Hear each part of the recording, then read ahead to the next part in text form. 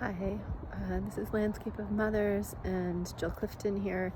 This is Landscape of Mothers and Jill Clifton here. On this next installment of Ask the Mothers, the question is that I've been clenching my teeth for the last couple of years in my sleep, and I realize that it's some stress over work and raising children, and what can I do before I go to bed to make a difference. So this is kind of a question for Sun and Moon Mother. And Sun and Moon Mother is about our cycles and regulation, right? Like, it's the cycles of the sun. It comes up, it goes down, and the moon grows and then wanes and is dark for a little bit while it's traveling with the sun. And so this is about finding some kind of rhythm that helps induce that rest and relaxation at night. So this is about kind of creating some kind of bedtime ritual for yourself that allows you to set down the things for the day and lets you pick things up in the morning, but lets you rest in the in-between. So one of the things about the cycles of the sun and the moon is that there's times when they're not here, that they're not visible. And that indicates that time of rest and restoration. And so what we're looking for then is some kind of ritual in the evening. The way we put our kids to bed, right, is that we give them the signals that it's time to rest, that it's time to wind down and go to sleep. And sometimes that means that we're diffusing some amount of energy that we have from the day.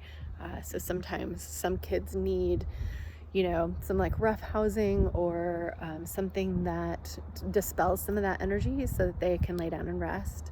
And sometimes what it means is that we're just doing something that's very soothing. And so it kind of depends on your nervous system in particular.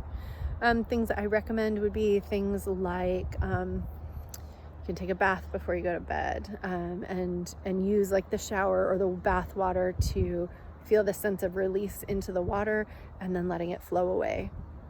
And it doesn't mean that you're setting that stuff down forever or that you're just not acknowledging it. It's not about making it go away, but it's about saying, like, this is not the time for this thing, and that this is the time for rest. And so whatever we can do, whether it's a bath, we could also do a body scan and just kind of like notice stuff and then intentionally let it go, like laying down and kind of relaxing the muscles of the skull, the muscles of the face, the muscles in the neck, and then into the shoulders and down the spine, feeling the chest relax, feeling the belly relax, feeling the back, the hips, the legs, the knees, the feet. And in that way we can kind of let some of that like tension go away, and just kind of set it down for the evening. Other things to do would be sometimes writing and like purging it all out so that your brain doesn't feel like it's holding it and that your body isn't holding it, might be helpful. We can also do a thing where we can kind of like clench a muscle and then relax it. And, so we can kind of go through the body, we could sort of incorporate that with the body scan of, where am I holding tension, and like letting that tension be there and then letting it relax. So those are sort of Sun and Moon Mother suggestions to how to start to relax at night and to let things go. There might be other ways for you. It might be something about finding a nice blanket or a nice something that feels comforting to you. So there's lots of ways to go about it. It can be very personal. But the overall idea is figuring out what makes you feel relaxed, what lets you set things down knowing that you can pick them up again tomorrow.